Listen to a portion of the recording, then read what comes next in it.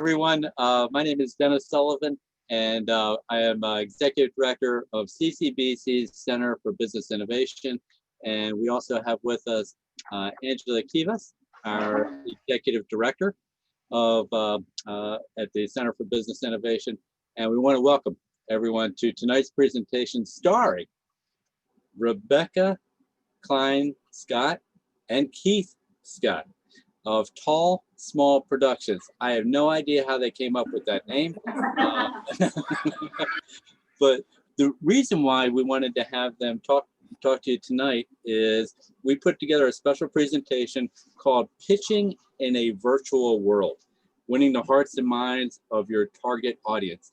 We are obviously in the Zoom world now, and we're still trying to get ideas off the ground, whether you're trying to launch a new product, a new service, a new business. And Keith and Rebecca Klein Scott are the perfect people to help coach you through that. In fact, we have hired them to work with the finalists of our business plan competition to help them pitch their idea so they can win up to $62,500 in seed money to help get their businesses launched. And you're getting all their advice tonight for free. We also have our 12 finalists that were just informed today that they are entering the Shark Tank round for our annual business plan competition. Some of them are on this evening. I hope all of them are on, because they're going to get some terrific advice for how to pitch their idea to the judges. So if we have them on tonight to help our business plan finalists, obviously you have a lot to look forward to here this evening. So I am going to turn it over to Keith and Rebecca Klein Scott of TALLsmallProductions. So please give a virtual clap for them this evening, and I'm going to allow them to just take it away. Thank you, Dennis. And before we get started on anything about pitching your business, there's something we have to reveal, or you will be wondering about it. There's always two questions when Rebecca and I show up at an office, or show up at any location, and we pass by a security desk or a front reception desk. And as we're walking by, we hear these whispers, as though tall folks can't hear anybody whispering about them. And there is a little bit of truth to that. Right. This goes to why we named our company Tall Small. I'll give you two facts. I am 6'9". You can ooh or ah. People used to do that back in the day. And I didn't play what? Somebody shout it out. Unmute it, shout it out. Basketball. There you go. There you go. Most people don't, because I look kind of klutzy, right? But Rebecca can tear me up on the court. I can kill him on our home court, and I have zero athletic ability. But what I do have is being 5'2". If I'm standing next to Keith, it means chances are I'm in his blind spot. And it's a lot of fun to play with that on the court, off the court. And especially when we first started doing these Zoom workshops, the height issue came back into play. As you can see, my head is almost cut off, so I have to walk really far back to measure Rebecca's 5'2". We're going to talk later about positioning, lighting, everything, because it makes all the difference. Because guess what? It's all you have these days. So you got to make it right. And we need everybody. You don't have to switch your camera angles for this. We need everybody who's wearing pants on the bottom to go ahead and stand. Look, a few people are checking to see if they're dressed. Man, do I have pants on today? Oh, should have put them on. All right, need everybody to stand. This is usually when people are groaning, going, who brought these trainers? They're making me do something. Ugh, thought I could just hang out here and not do anything. And you're gonna have to put your phone down if that's in your hand. This is a hands-free exercise. The only person that doesn't have to do anything is Leonard Lee. All right, he's the only one. Never bite the hand that originally. That's right. All right, here's what we're gonna do. Everyone is going to take your arm and your finger and point it straight forward. Usually do go together, don't they? They do. I like to make it clear. Make it. You never know. There's some people get now confused. We look like we're leading some sort of a cult meeting. Right. It's going to get a little crazier though. Absolutely. All right. Now you're going to take your arm and your finger, and you are going to move them clockwise as far as you can, and you are going to keep your feet firmly grounded. 1, 2, 3. Go as far as you can. The key is to remember your stopping points. All right. Remember where you pointed. Okay. Now what you need to do is put your arm and your finger down, because they are connected, hopefully.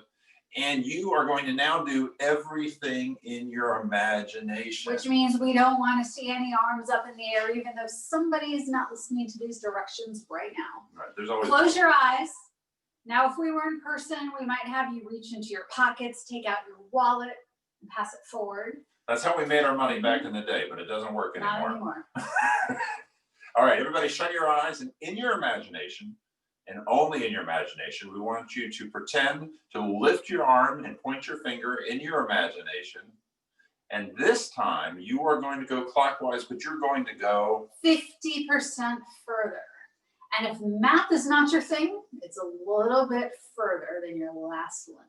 all right, 50% further than the first time you did it. But we're not stopping there. All right, now what we want you to do is remember, lift your arm, point your finger, but this time we want you to go 75% further than you did before. And don't worry, we're not going to be doing this for the next hour. We're almost done with this So stretch. in your imagination, you've lifted your arm, pointed your finger, and you have gone 75% further than you did when you did it with your eyes open. But you're going to do even more, because this time, for the final round, in your imagination only, you're going to raise your arm, point your finger, and this time you're going 360 all the way around. All right, everybody open their eyes. Everybody open their eyes. Lift your arm, point your finger. All right, and this time go as far as you possibly can. 1, 2, 3. How many went further? Raise your hand if you went further. How many people went further? The rest of you, Dennis, kick them out of the call. We're kidding.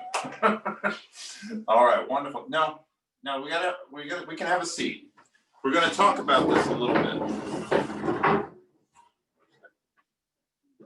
And now we get to be the same height, because my seat is about 2 feet higher than. You're going to have to unmute, because we believe in having a conversation with you. Why? And someone unmute. Why did you go further? It's going to be a long night. It's going to be a real long night if we don't talk here. We're going to start calling on you. All right. Cheryl, Well, why one of do the you think you reasons, went further? one of the reasons of going further is because it was more mental than it was physical. There you go. And that is McCoy. All The right. real McCoy. The real I went McCoy. further because you asked me to. Oh, it's interesting. Follows directions. So you follow directions. Interesting. Yeah, the first couple Miles. times, I think, stretched us out a little bit, so it allowed us, well, the first time, so it allowed us to go further because we had already stretched. Interesting. You're too smart. I feel like I took the limitations off myself mentally. This is Jacqueline. Thank you, Jay. Absolutely. And that's exactly it. Look what Angie just wrote. We visualized it. Absolutely. Because what Right. happens is most people, they stand up. They're like, who are these trainers? They get up, they raise their arm, they point their finger, they do the exercise. They're like, yeah, all right, that's good enough. Look, it's Tuesday night, it's 7 o'clock, whatever. That's all I can do. But when you envision yourself going further, incredible things can happen. That's right. Vision plus expectation. And the same goes for when you're making a pitch virtually, whether you're pitching for a raise or you're pitching a new business idea. What we've seen a lot of people do is say, oh, well, this is only video. I don't need to give it all my energy. And it shows. You've got to use that visualization that we talked about in everything you do, and realize everything you can do a little bit more. You can do it a little bit faster. You can be more productive. Everything we do, we can get better and better. You see it in science, you see it in inventions, you see it all over the world. As human beings, we can always push a little bit further than we went before. Very similar to how you can read someone's energy. When they walk into a room, you can get a sense of where their temperature, emotional temperature, where their energy is. And a lot of times when people get on a Zoom call, they think, oh, I don't need to bring as much to the table, and it shows. And when you're pitching yourself and you're asking someone to back you, you need even more energy to help people make the screen feel forgotten. Because all you have these days is what? The screen. All right. That is the first impression. People are looking at you right now. If you're looking at the big grid of people, you're all looking at us, but you're also looking at everybody else. You're checking them out. You're like, well, why do they have that picture up? Or where are they? Or is Michael laying in bed? You know, and all kinds of things. Right. So a lot of people are wondering, why is he napping, right? But people, everyone's checking. Somebody else says, I love EXP. We train them. So I was thinking about that earlier. And we know Shay. We know Shay. But you're all looking and making these impressions. And you want to make sure you can't control the impression completely, but you can control a lot, because a lot of people get on these calls, and let's face it, vanity matters, because there are lots of people who will have the camera way below them. And what are they showing? People are shooting up at them, and you can see their nose hairs. It makes your chins multiply, creates baggage under your eyes. And you don't want that to be the first thing people notice. Or maybe you do.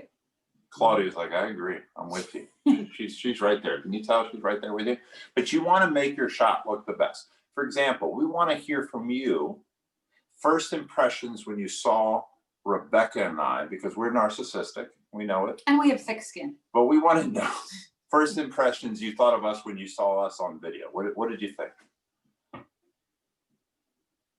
Short and You tall. dress nicely. First thing I thought was, oh yeah, it's really tall, small. I see the big There you difference. go. There you go. You see the difference, right? Named appropriately. Oh, I like that. Oh, Dana. professional. Background. We've never gotten that Oh, before. that's a first. Especially since this is our first gig ever. This is our first time. I noticed a colorful background. All right. Thank you. We like color. And that is real fruit. We've had a lot of people say, is that fake fruit? Did you buy that? I like that picture back there too. Very nice. Thank you. That was a cool one. That's Yeah. Overstock.com. Yeah. Oh, all right. We're selling them out of our trunk right now. Follow. Huh? Yes, everything you see behind us You can is for purchase. sale. That's Size right. Size difference. That is a big thing, right?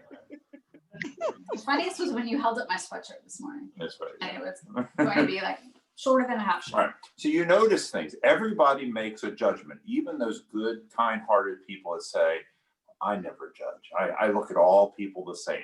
That's really not true. And I'd They're argue that liars. with anybody. We're not saying you judge in a negative way, but you make a judgment because you're a human being. It's common sense. And the number one thing you can do, especially when you're pitching yourself and you want people to have a good first impression, is to make sure that your shot, your camera is at either eye level or slightly above. And you can achieve that without investing in a lot of fancy equipment. Well, what we're going to do is maybe pick on a few people. What do you Yeah. think, Rebecca? Let's pick on somebody. I love to pick on people. I really have to, I want to pick on somebody. Who do you want to go? Oh, I have someone in mind. I do too. I bet it's the same person, Go. center of the screen. Oh, yeah. Oh. Amita Coleman. Are you in a witness protection program? Yep. That's right. And you're doing exactly what we see happen all day long, especially But during the it's- day. But it's achieved when- purpose. It's It's on purpose. Because I'm on Zoom all day. I'm in a t-shirt, You're zoomed you out. know. Yeah. Just We got get off it. of It Zoom happens. before we got on with you.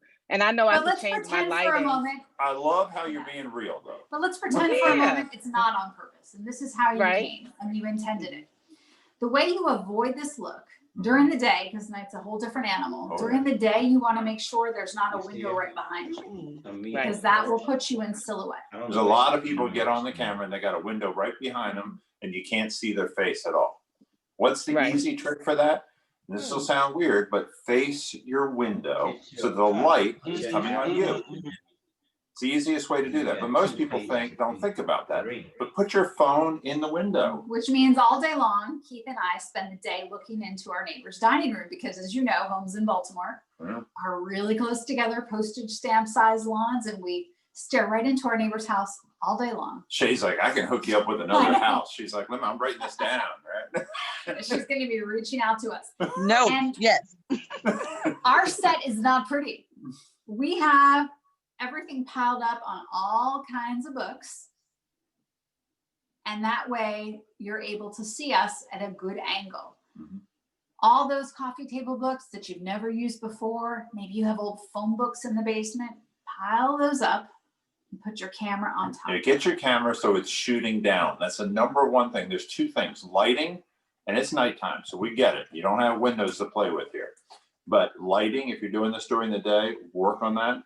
And then the other thing is get the camera to shoot down, right? That is extremely important. You don't want it shooting up. Or or you don't want to be in bed. All right, moving on. Lighting.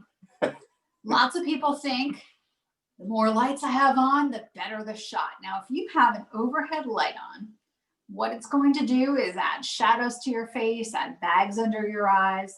The best thing you can do for yourself during the day is face the window. It diffuses the light evenly across your face. Mhm. And at night, and during the day too, we use a ring light. And it's the best COVID investment we've made. Yeah, you have to make a little investment, and that's not fun because who during COVID has the money or is earning the money to make the investment? But trust me, you will make it up in terms of opportunity because it's unfortunately a world where looks matter. What kind of light? A ring light. And we're going to send a link tonight to Dennis to share with everyone.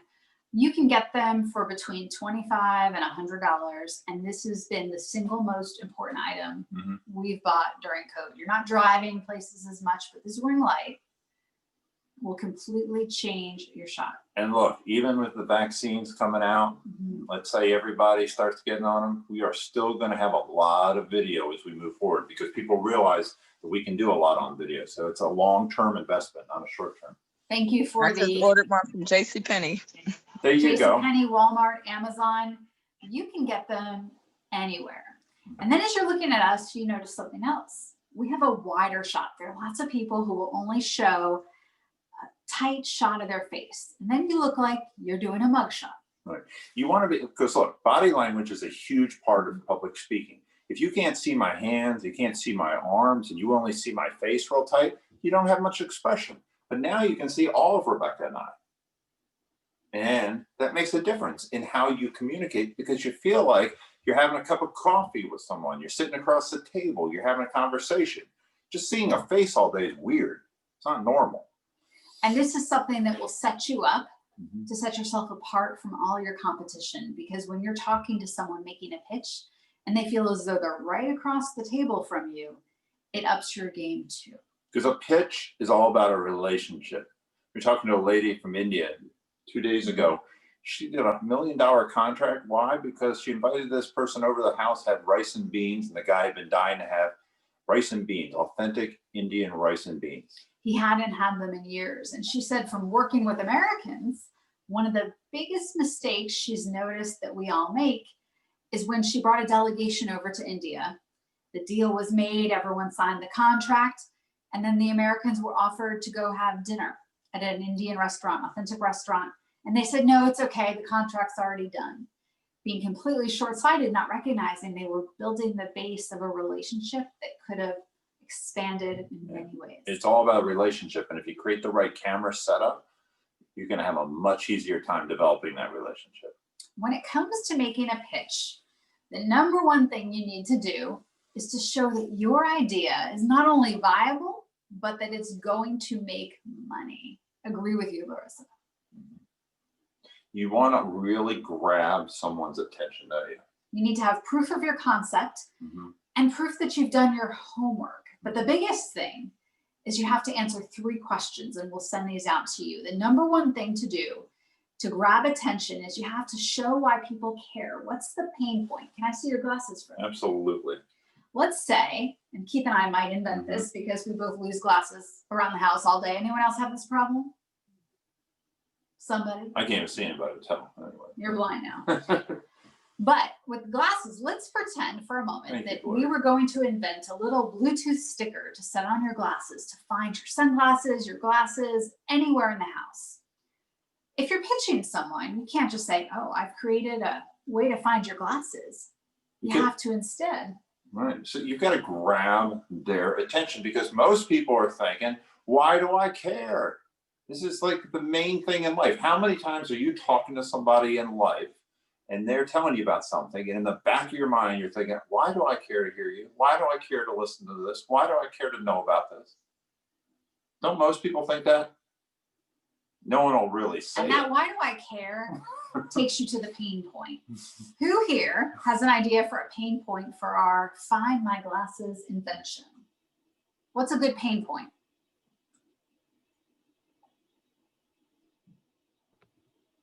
Wow, man, we're going to have to Drop work your on earring this. in the car and you can't find it.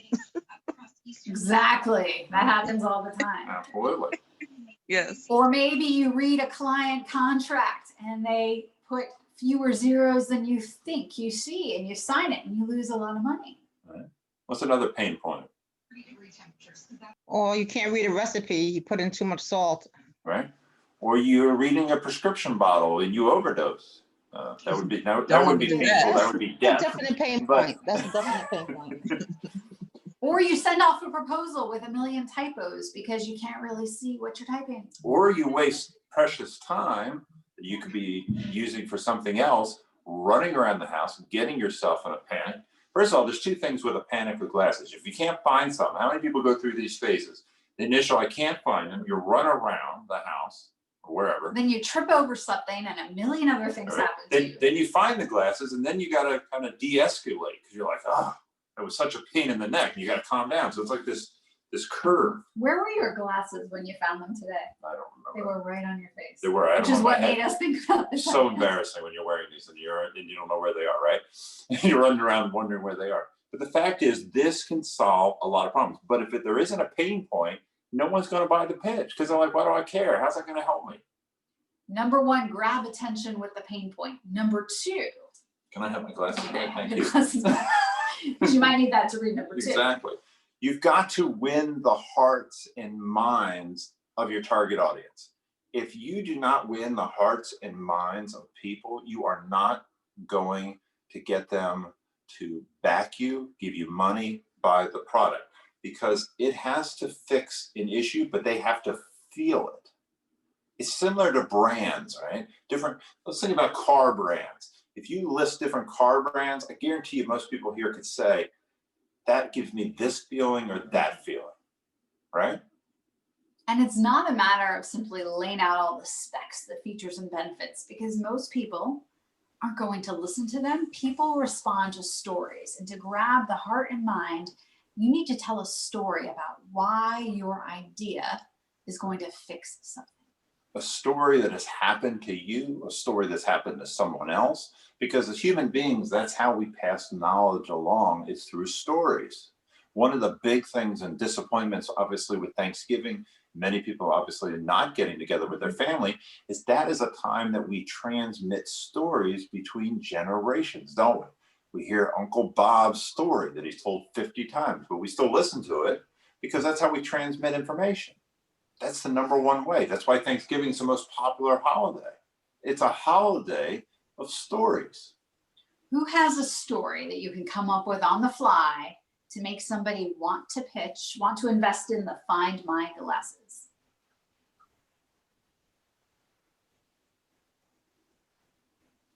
Dana, were you about to say something? I just love that background. I just wanted to get you to say something. All right. How can you keep, we cannot see the rest of that message. Someone can read us the chat box. It only shows up in short form. How can you keep stories short and Short to the and point? to the point. That was my question.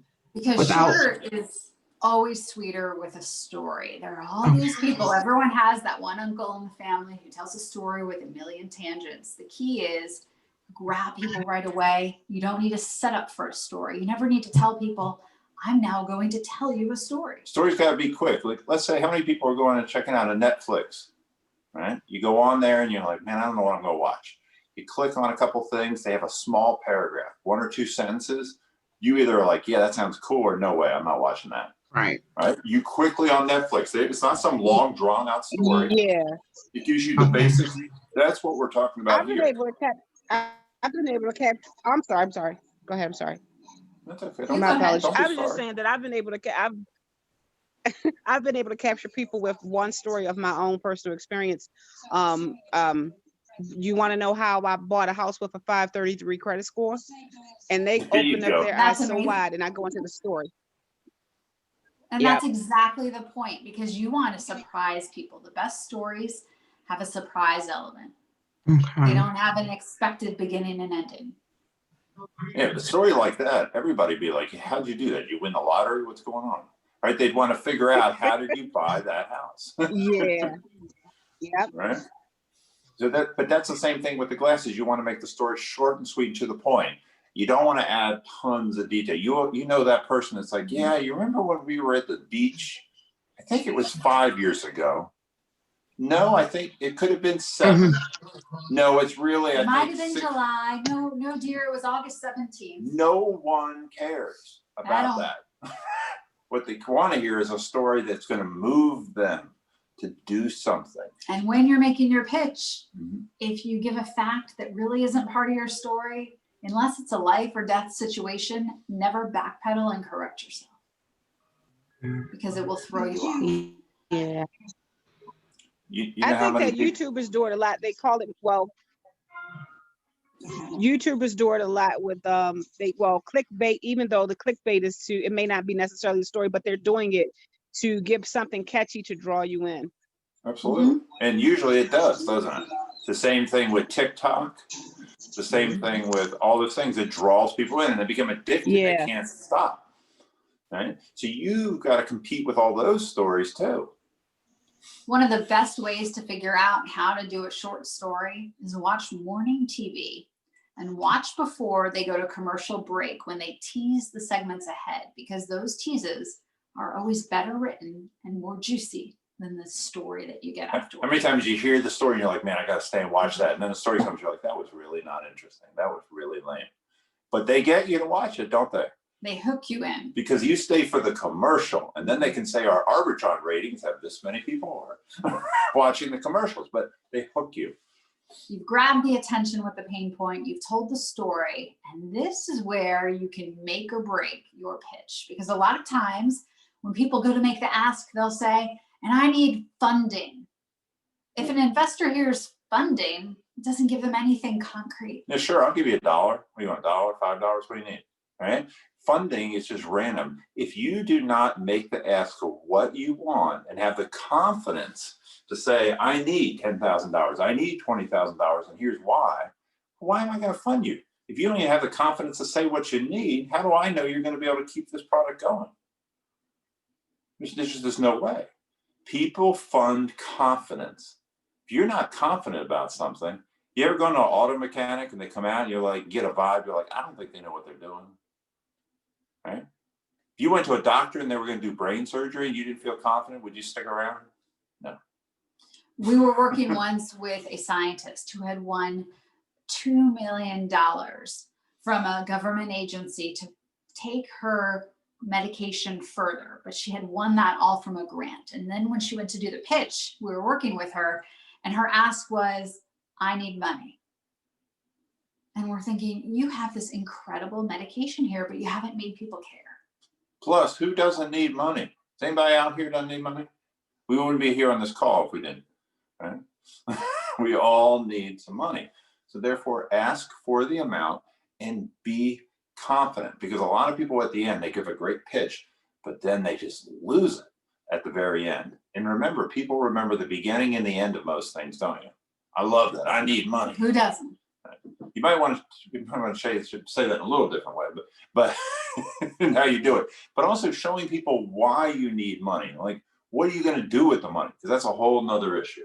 Is you've got to be able to show people, here is what I'm going to use it for. And not being vague. You can't say, I'm going to use the money for my website and my marketing.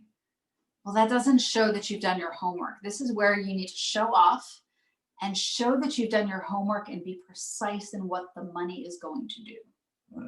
Because you can go from $20 a month website to millions for a website. It all depends. What are you going to do? What kind of website? I agree. You have to show something. All right. See, even our messages, we need to keep them short. Exactly. Otherwise, we can't read them. Keep them nice and short. We practice what we preach. Questions for us on the pitch? Questions. Who has a question? Who has a Or does question? anyone here have an idea and we can show you how you can bring it to life? Michael. I just had a quick question. How you said doing your homework. So if I added statistics on a pitch, like car break-ins in Maryland since 2019, would that be like a good thing to add then? It depends how you do it. The downfall with statistics is when people give too many of them and no one remembers any of them. If you're going to give stats, have one good one. And you're talking about car break-ins, you got to show the statistics, but then you also need to show a story of somebody who got their car broken into, they had serious medicine in the glove compartment, that dealt with heart disease and they lost that and blah, blah, blah. You have to find a story that's gut-wrenching along with statistics that say, this is a major problem. Because the stats only come to life if they go to the heart. Yeah, you need a human story, not just but somebody that really suffered something major by a car break-in. They lost a memento that was given from the grandfather from World War II. I don't know, but it has to be something big. Other questions? Thank you. You're welcome. Other questions? Chris, do you have your hand up? Chris McCoy? No, okay, I'm just not. Maybe one of our finalists would like to share. Yeah. Oh, there we go. Medwa. Hi, Medwa. Now you're muted. Now you're not. He's actually talking to the space station right now. And I think it's Mike Edwards. Thank you. I thought it was Medwa. But Medwalk works. But anyway, we can't hear you, Mike. Hi. Because he's talking to the International Space Station. All right. While we're waiting for your mic, can someone please read us Rebecca's question? She said, I have a oh, go ahead. No, go on, you're good. I have a service, not a product. Focus is more on me. The pain point first, or the go for the ask and pitch why, or you can decipher what she's asking, go for it. Rebecca, where are you? We would like to hear what the service is. Rebecca Murray? There you are. Hi, Rebecca. What kind of service is it? Daycare. Daycare. There's a lot of pain points with daycare. And your timing could not be better to share those pain points that everybody's feeling. Definitely share the pain point first. Okay. Yeah, always the pain point. Because you got to get someone to care. They've got to be able to, look, if your dishwasher or your washing machine starts breaking down, it's not working, your pain point is your clothes aren't clean, you're going to be easily sold by someone to get a new one because you got a pain point that your clothes aren't working, or you can't get your dishes clean, or, I mean, a million different things, right? And timing also comes into play because being that we're in the middle of the pandemic, your pitch has to be timely and has to show that you've addressed the concerns. And that's where you want to diffuse them. You know, people are going to ask, well, what are you doing to keep your daycare safe during COVID? You don't want to be asked that question. You want to answer it before someone asks. Okay. And my daycare has where I teach sign language, and so that's different than everyone else's daycare. So where a point in the pitch would I put that would I put that feature kind of thing? You broke up a little bit. I couldn't hear the very end. Could you, where do you put? I teach sign language to the kids in my daycare, which is different than any other daycare. So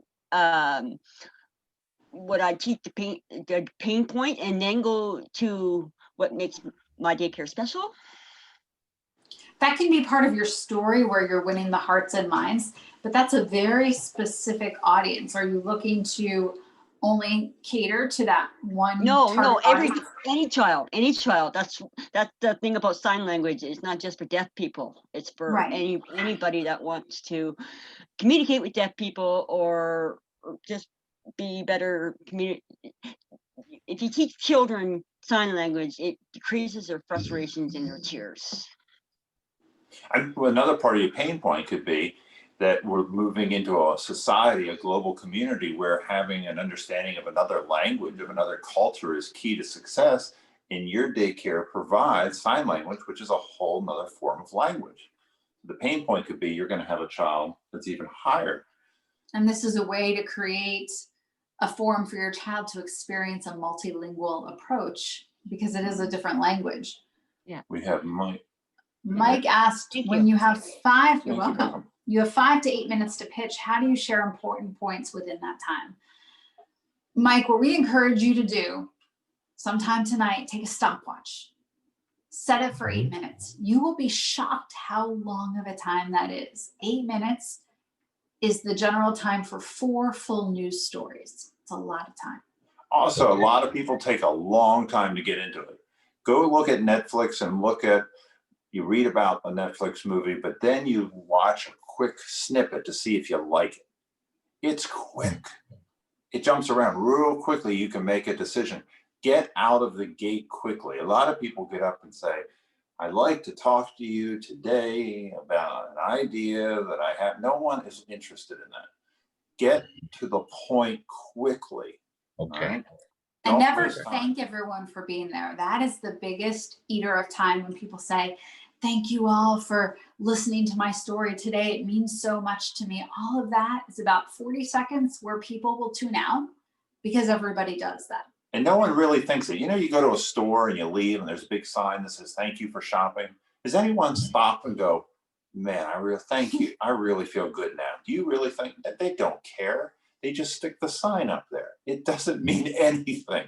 And unfortunately, people have become cynical and we all know it. No one's really thinking you're so thankful that everyone's there. We agree with you, Rebecca. And if you look at the 3 components where you're going to grab attention, then you're going to win the hearts and minds, and then you're going to make your ask, think about 2 to 2.5 minutes for each one, and you're done. You're right about Toastmasters, absolutely. Not to always say thank you. This is something overall we tell people when they're meeting with someone, if they're in sales. If you go and meet with someone, and let's say you think they're a higher rank, and you walk in and you say, thank you so much for taking the time to meet with me. That really puts you at a lower level. It basically sounds like your time isn't that valuable, but theirs is. You never want to go overboard with that. You are as equal and as smart. Don't put yourself down right away. Especially once you mention, thank you for taking the time to meet with me. What that does is it triggers the investor to think, oh my goodness, I have so much I have to get done today. My time is escaping me. Never remind people to think about what else they have in their day because they'll tune out your ideas. Do you have tips to avoid the connection breaking up or how to recover? You must be inside of our agenda, Jacqueline, because that's on our list. It's going to happen. Technical snafus will happen. Keith and I can't tell you how many times audio's cut out, video's cut out. Our dog stepped on something that unplugged us. It all happens. Laugh about it, get over it quick, and when you come back on, don't spend a long time apologizing. Act like nothing happened. It's like if you trip. If you want to be cool, you fall down, you get back up, and you don't say anything. You just keep walking. It's the people who are like, oh my gosh, I tripped. I'm so sorry. But you make a scene, everyone pays attention to it. And then all people remember is that disruption. We've had lots of people who will over apologize, even 5 minutes after it, say, and I'm really sorry that happened.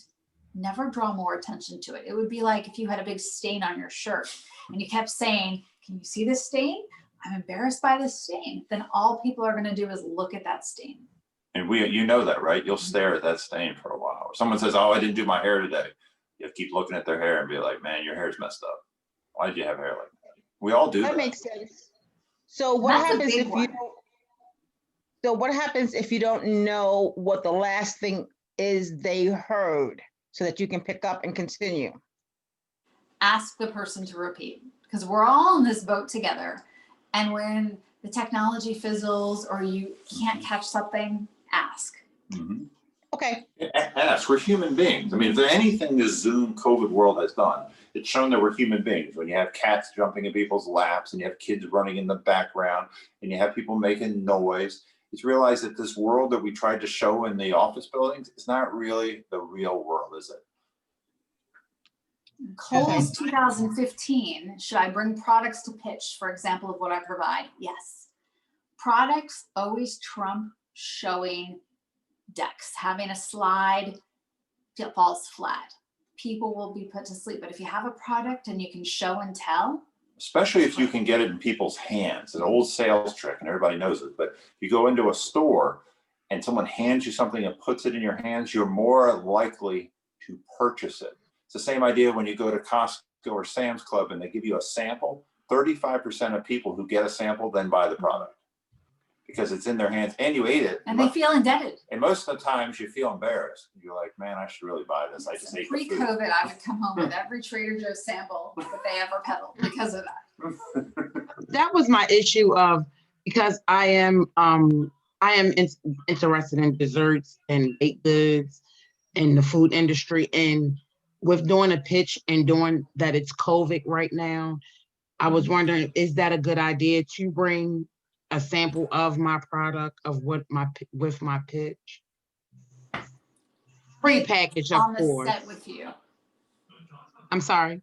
Have it on the set with you. Where Okay. You're I mean, sitting, it would you be wanna widen out pre-packaged. your shot. Okay. What is your sample? It's strawberry crunch. It's homemade strawberry crunch, and I can make it in different flavors. Interesting. But yeah, have a sample. People love to be able to feel it, see it, taste it, whatever you can do. Okay. Have people do it. It's always a better idea because then people can, it's believable. When you try to explain something like that, it just falls flat. And you have to see it, especially in yours. You should have a table Right. with a whole line of products in front of you. Okay. Thank Other you. questions? Thank You're you. welcome. Other questions? Other questions? Questions? I got one. So on the real estate tip. So while I was cooking for Thanksgiving, I had the thought of putting a post out there. Did your Thanksgiving make you realize you didn't have enough counter space? Ooh. And then like maybe put like a Canva of a really nice kitchen with lots of countertop space and just like put that out and see what kind of engagement to get. I love that. And you know what's great about that is that you're hitting a pain point. Exactly. People are like, oh, I was trying to cook. I didn't have enough counter space. I couldn't get everything done. Anytime you can show a pain point like that, that's beautiful. It's a beautiful example. Great. Thank you. You're welcome. Other questions? I think another one came up in here. I saw some I question saw a pop question up. pop up and it disappeared. I don't know where it went. Any other questions? Going once.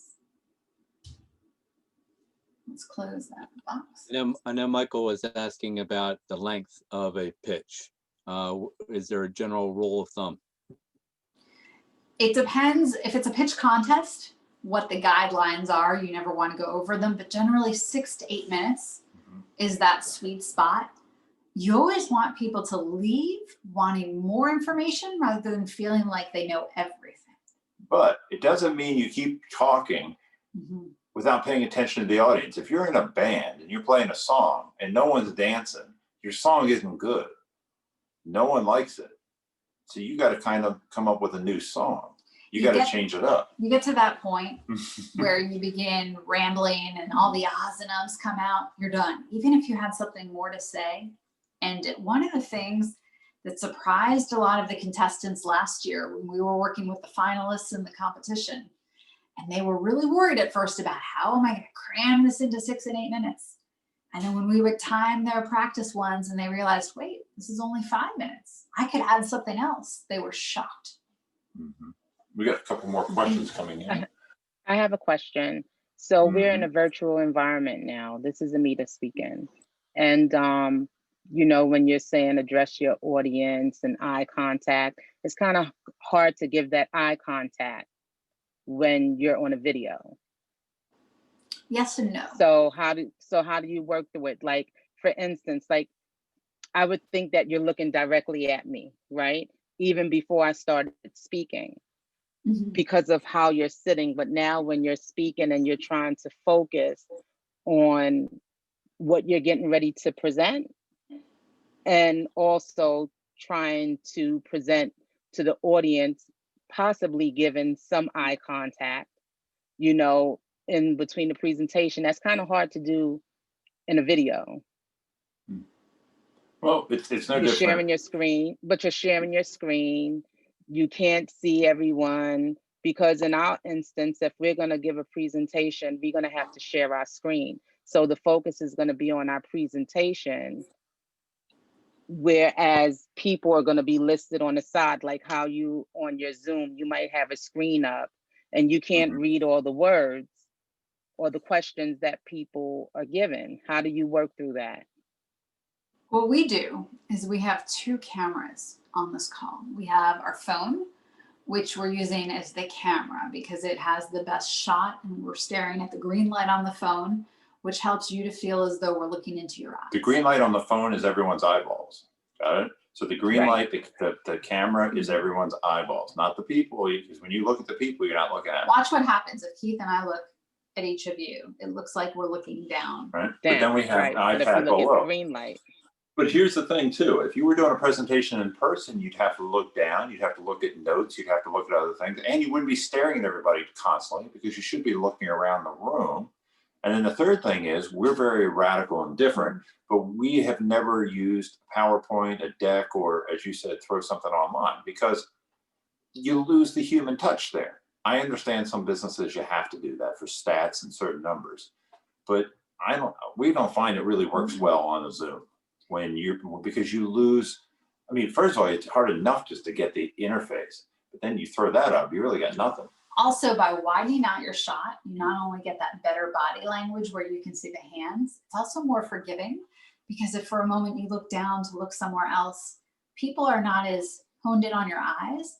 And also, when you have a wider shot, it helps to prevent Zoom fatigue. Someone at the beginning of the call mentioned, I've been too many Zooms today. It's easier on the eyes to look at a wider shot. And going back to I've been on too many Zooms, there's a lot of people who say, can we do a Zoom to come up with a calendar date for something? Or can we do a Zoom to do, you can still use the telephone. Because we have Zoom doesn't mean you can't call people once in a while and take a break. No, I have meetings. It's I understand you have meetings. Yeah. No, but there's mine is like, we can't just do phone calls. So some I can. Right. Yeah, right. You know. It's not every day, it's just happened to be today. Right, but there's some things you can do on a phone too. And I understand your situation, but a lot of times we've gone so Zoom, we've forgotten that a phone is good too. Let's explain our camera phone setup. All right, let's go. You want to do those though? If we're doing Yeah, we'll go back. Okay. We'll do that one first. And then, so our camera setup, we use our phone as our camera. It's inside of our ring light, which is on a tripod. I'll take a photo so that I can show you.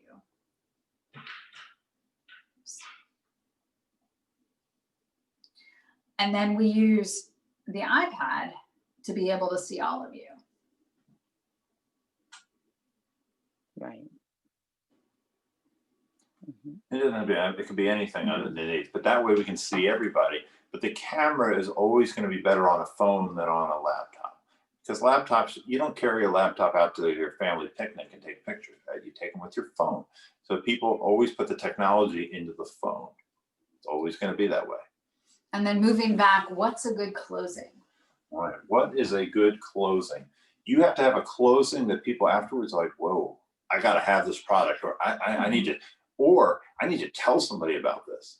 How many times you get a good movie and you're like, you want to tell 5 or 6 other people? You make that ask, and then you have one final statement to support it, and then you're done. You don't want to sell yourself out of a deal because some people, after they announce the amount of money, they feel guilty and they list a million things they're going to do with the money, and the investors get lost in it. And just stop talking. Once you said the closing line, don't keep rambling on. Just stop talking. Don't say a word. It'll be like the Godfather movie, right? Just be quiet. All right. Can you explain the camera phone setup? We did that. I do the same thing if Brent's hosting. Also helps to have 2 devices streaming the meeting in case. Oh, that's a really good point too. We've had that where one thing falls out. With a phone, you still have the cellular service. So if your Wi-Fi blows up or all your kids, like our 4 kids, are all on at the same time, slowing us down, you can jump to cellular on your phone. You can't really do that on your laptop. That has saved us a number of times. And worst comes to worst, we go old school. We have a landline cord that's about 70 feet that I can throw into the room, across the room, if I have to go to that. At the beginning of COVID, we bought every possible contraption. Ooh, Jacqueline, how should our background look? Well, let's ask Michael. Michael, what do you think? I just like having Michael. You might not want to be lying down in bed. I love his bed. I love it that you're And even though here, Dennis's background looks phenomenal, we love the multicolor bricks. When you're making a pitch, use a background that's authentic to where you are, because it's your opportunity to share a piece of you with the investors And even though they're gorgeous graphic backgrounds, it's far better to be in your own element. And a conversation piece. Like, I love Dana's background, and I'm just wondering, where are those light? What is that, Dana, behind you? It's lights. She has to check to make sure. Yeah, no, it's I like, love it too. I am going to, it's basically just string lights. Yeah. And they have little clips on it so that I can put pictures on it. That's fun. I love that. It making grabs it your a- attention. Yeah, I'm kind of making it a vision board. There you I go. love that. And a lot of people will say to us, I have nowhere in my home to do these calls. What do I do? Worst case scenario is probably a best case option. Your shower. Tile bathroom wall is a nice clean backdrop that will make you pop. Go to Home Bathrooms Depot, usually have great lighting. buy a board, paint it. There are a million different ways you can do this, but have a background and have some things that people can talk about. You know, it's interesting when people have cool pictures behind them or unique things, because then you have something to chat about. It's fun. Ooh, what do you suggest for using upward speech consistently and an echo in the bathroom? Let's start with the echo in the bathroom. We've never gone live from our bathroom yet. We might have to try. But the other day we were listening to a podcast and they said some of the best sound in the house, surprisingly, is from the bathroom. That's why everybody sings in the shower. You don't sing. Where else do you people don't sing in the garage? They sing in the shower. But I'm glad you brought up sound, because that's another key investment. If you're always going to be doing these calls, we use lavalier mics. It helps to drown out right here. the background sounds. And then we have them on 20-foot leashes. 20 foot, So I'm that we can leashed move together around. right here. But here's the deal with a lavalier compared to speaking into a mic, is we can turn our bodies this way or that way. You're not going to have that sound go away because it's always with us. So you don't lose that sound. Sound is key, because if people can't hear you or understand what you're saying, they're going to move on. And you know people on calls that you've seen them and the mic's delayed and you're just like, ugh. Or you get that tinny sound. You want your voice to come off as crisp as possible. I don't know this last question, Rebecca. Maybe you can have suggest for using upward speech consistently. Can someone, Rebecca, can you expand on that a little bit? Yeah, upward speech, when you're saying something, it sounds like a question. Instead okay. Instead of having that high up. confidence, instead of having that confidence, your pitch sounds like a question. Right. But and I know you probably say read your pitch out loud or practice it, but how can you do that consistently throughout your speech? It'd be One of the things you can do is do some deep breathing before you get on the video, because what happens is a lot of times our voices go up because we've run out of air and our voice is caught in our esophagus. You want to make sure you're speaking from the diaphragm. If you're not breathing, it's like it's similar to a trumpet. You can only play so long before the sound's going to be real messed up, because you're not going to have enough air to blow into the trumpet. It's the same thing. People keep talking, they're not breathing, and they run out of air and you sound weird. Two things: shorten what you're saying and work on breathing while you're talking. And this is something that most people don't do very well.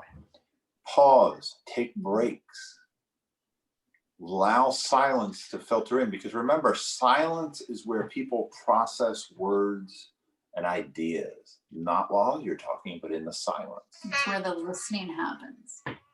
That's why movies that are scary have lots of silence, because guess what? Your imagination freaks you out more than the movie. You're right, Jacqueline. Silence shows confidence. One of our favorite movies, you can go on YouTube and Google The Godfather. When you watch The Godfather, there's a lot of silence. Why? Because the Godfather doesn't have to say much. He's got all the power. The extrovert in me struggles with that silence. One of my mentors tells me, embrace the power. Absolutely. The power of the pause. We do not pause enough in society. We think that we always have to be talking, and the person not talking is either dumb or can't say anything. That's not true. Silence is powerful. I'm as a social worker, and they talk about silence and how to make good use of silence when you're having a conversation. And so yeah, silence is important. Yeah. Yeah, use silence. Don't be afraid of silence. Silence is going to be far stronger than any of the words that you say. Okay. Which something else that happens when you get nervous, and you might get that upspeak. We also tend to speak too fast when we're nervous, because as your heart begins racing, it tricks your brain into thinking that you're talking at a normal pace when you're speaking by like this, and people are in a rush to get out all their words. Mm-hmm. Go even more slowly than you think you should, and your pace will be right. We're going to be silent from now to the end of the That's fine. program. If you're slowing down your, if you're slowing down your speech and using pauses, then you have to adjust the length of your speech, correct? Or you can just say less. Mm-hmm. Okay. And less is going to be more. It's always more. It's always more. All right, moving on. Thank you for all of the incredible questions. And if you think of some that you didn't get to ask tonight, when we send out the tip sheet for Dennis to share to everybody, we'll have our contact information, and any of you are welcome to ask follow-up questions. But there's something else that you want to pay close attention to on these calls. We mentioned our hands, body language. 70% of communication is body language. You walk out of your house, you walk down the street, whatever you're doing, when you're out and about, people are watching you and they're making an impression. Body language. How many people remember back in the day when we go out to eat and we'd watch other couples? Rebecca and I always did this on date night. We're guilty. You watch other couples and you'd be like, oh, they're not going to make it very long. And you can tell. Right? Yes, Toastmasters has helped you a lot, Rebecca, us too. But you know, you're like, ooh, they're fighting. Or you see somebody walking down the street. And how many people have had this thought? You're like, there's something about that person I don't like. And our Logan, you are doing one of our favorite pieces of body language to watch. You see how you're clutching your throat or your collarbone there? Where's Logan? Right here. Oh, Now yeah. that's something to watch for when it comes to body language, because when you're presenting, you might get nervous. You're human. You might self-soothe and rub your collarbone or play with your hair or massage your arm. You want to channel that nervous energy, and you probably aren't nervous right now. We're only picking on you. You want to channel that nervous energy to somewhere where people can't see. Try opening and closing your toes. Do something that's going to help you calm those nerves without people noticing. Because people subliminally know. They think, oh, she's not 100% confident. She's not 100% about that. Especially people like Rebecca and I. If we notice that and we're negotiating or having a discussion with you and you're trying to sell us a product, ooh, there's something going on. There's a backstory. We got to dig a little deeper. We got to figure out what's going on. People will sniff that out. And, oh, there's a question. When you stand, your voice is always going to be stronger. We're sitting now because once we started off standing, then we sit to help everyone feel as though we're around a table together. It depends on what you're pitching and how you're most comfortable. Absolutely. Yeah, that one, if you were doing this, let's say it was non-COVID world, right? Always stand. We always do all our presentations standing, always did. But because of the world's change with video, you have to balance it out. Because when you're standing, unless you have studio cameras, it's harder to get close up on the person's eyes. And the eyes are the window to the soul, and you want people to be able to see into your eyes. And we'll leave it there. We'll leave it there. Dennis, thank you for having us. Oh, to double back. How can we get a product in the investor's hands over a Zoom? Should we send it ahead of time? Well, you're right about the fact that you can't because you're on Zoom. That's a very good point there.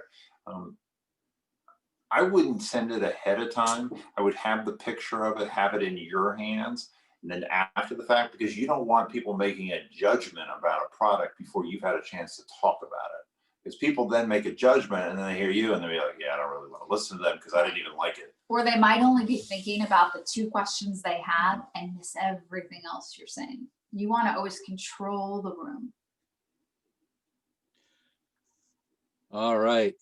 Thank you very much, Keith, Rebecca, Klein, Scott. How about a big virtual round of applause for them? As you can see why we wanted to have them talk with you here this evening. We have our 12 finalists who are going to be working hard on their presentations for the final Shark Tank round in January. But everyone is always pitching an idea. We're trying to get other people to follow us. And I love their advice, especially the 3 keys for an effective pitch. I was taking notes as we're going here, but show why people should care. Grab their attention. The first key. Second, win their hearts and minds. Tell a story. I totally agree with Keith when we talked about earlier. Statistics are okay, but tell a story is going to be much more powerful. And Rebecca, I wanted to write down your quote where you talked about bringing statistics to life with a story. That's where you get to the heart, is with the story. And if you can have people feel for as powerfully as you do about your product or service or your idea, you've definitely won their hearts and minds.